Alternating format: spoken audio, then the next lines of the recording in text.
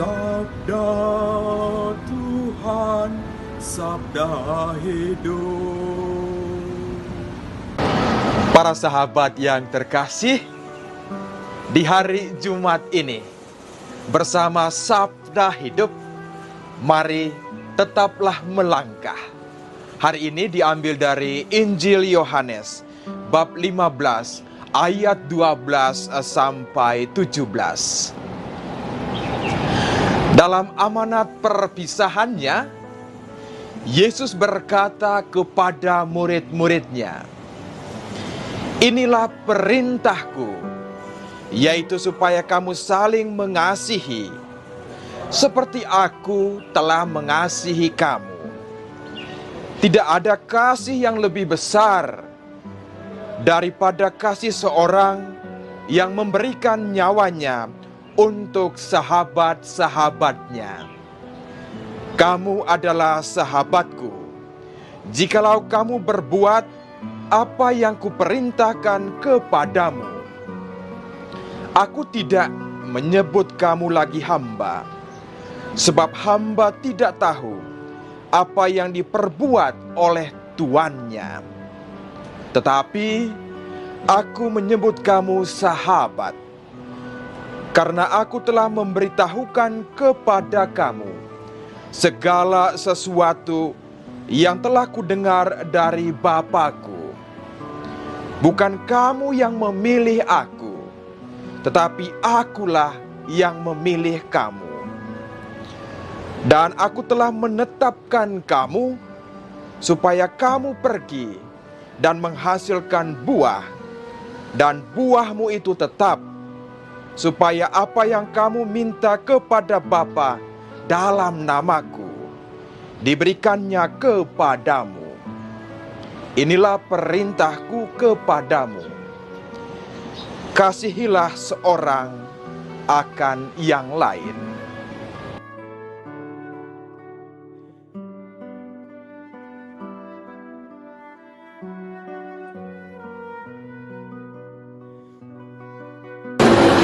Para sahabat yang terkasih, tiada kasih yang lebih besar daripada kasih seorang yang memberikan nyawanya untuk sahabat-sahabatnya.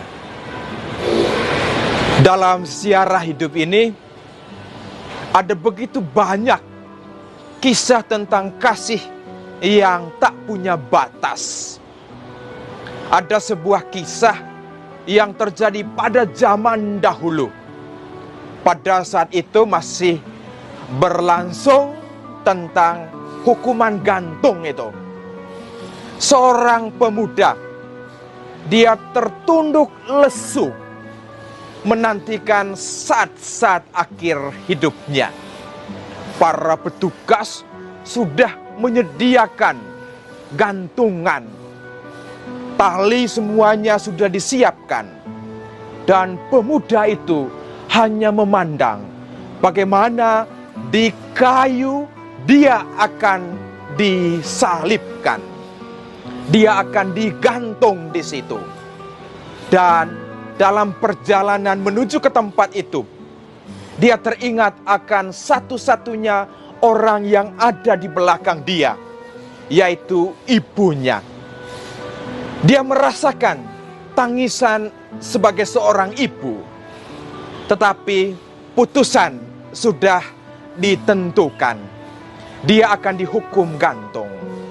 Dan dia tertatih-tatih menuju ke tempat itu. Dan sampailah dia di tempat dia digantung. Dan ada peraturan di situ, kalau loncengnya bunyi, maka itulah saat-saat terakhir ajal menjemput dia. Dan di tempat dia digantung, dia merenung dan ingat akan apa yang sudah terjadi. Penyesalan, tetapi sudah sangat terlambat. Dia menanti hukuman gantung itu. Dan khususnya dia sangat menanti bunyi lonceng tadi. Begitu jam 11 pagi, sampai jam 12 belum juga ada bunyi atau tanda apa-apa. Dari jam 12 hingga jam 2 dia merenung, saatnya akan tiba. Tetapi kemudian dia menanti sampai jam 4. Tidak ada bunyi apa-apa. Rupanya seorang ibu tua masuk ke tempat lonceng besar itu. Di tengahnya ada sebuah bola, dan bola itu berputar. Apa yang dibuat oleh ibu tua ini? Dia memasukkan tubuhnya ke dalamnya, sehingga tidak ada bunyi apa-apa. Yang terdengar itu hanya putaran-putaran bola, dan tentunya tetesan darah yang sangat banyak. Sampai pada akhirnya, karena menurut peraturan kalau tidak ada bunyi, maka selamatlah orang itu. Dan ibu tua itu tidak lain adalah ibu dari sang pemuda itu. Begitu dia diturunkan dari kayu, dari gantongan itu, dia melihat darah meleleh. Dan orang mengatakan, itulah ibumu. Para sahabat yang terkasih, kisah kasih pengorbanan menyatu untuk menyelamatkan sesama. Dalam sejarah gereja, tentu banyak orang juga yang menyerahkan dirinya bagi sesama. Tentu masih ingat Santo Kolbe. Bagaimana Santo ini dia rela mati untuk menyelamatkan tawanan yang lain. Kisah ini mau menunjukkan bagaimana kasih itu butuh pengorbanan. Seperti Kristus sendiri, dari atas surga dia turun masuk kepada realitas dunia ini. Bahkan dia menyerahkan nyawanya sebagai tebusan atas dosa-dosa kita. Seharusnya kitalah yang digantung di kayu salib. Tetapi Tuhan mengambil jalan ini supaya kita manusia mempunyai kehidupan yang baru. Inilah kasih yang sempurna yang Tuhan tunjukkan kepada dunia. Kasih yang mengorbankan nyawanya. Saya renung-renungkan khususnya dalam situasi COVID-19 ini. Tentu sudah banyak saudara dan saudari kita yang sudah sungguh-sungguh menyalurkan kasih ini terhadap sesama. Kasih para dokter, tim medis, atau relawan. Inilah kasih yang menjadi kekuatan harapan di tengah kecemasan karena situasi yang ada. Atau juga kasih kita dalam rumah tangga. Kasih yang kecil mungkin kelihatannya, tetapi dilakukan dengan cinta yang besar. Karena itu kasih sebagai suami dan istri juga itu nampak dalam apa yang disebut perkawinan.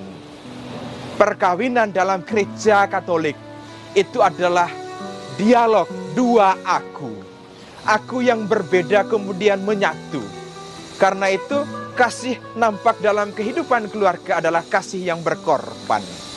Atau kasih dalam kehidupan membiara. Kasih dalam kehidupan di mana saja kita diutus. Di dalamnya ada sebuah kasih yang berkorban.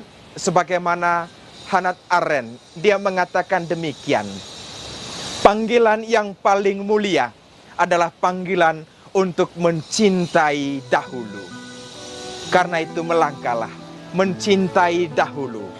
Yakin dan percaya, kuasa Tuhan akan menyertai kita dalam ziarah untuk saling mengasihi. Tuhan Yesus memberkati, Bunda Maria merestui. Amin. Lewati cobaan, ku tetap percaya waktu Tuhan pasti yang terbaik.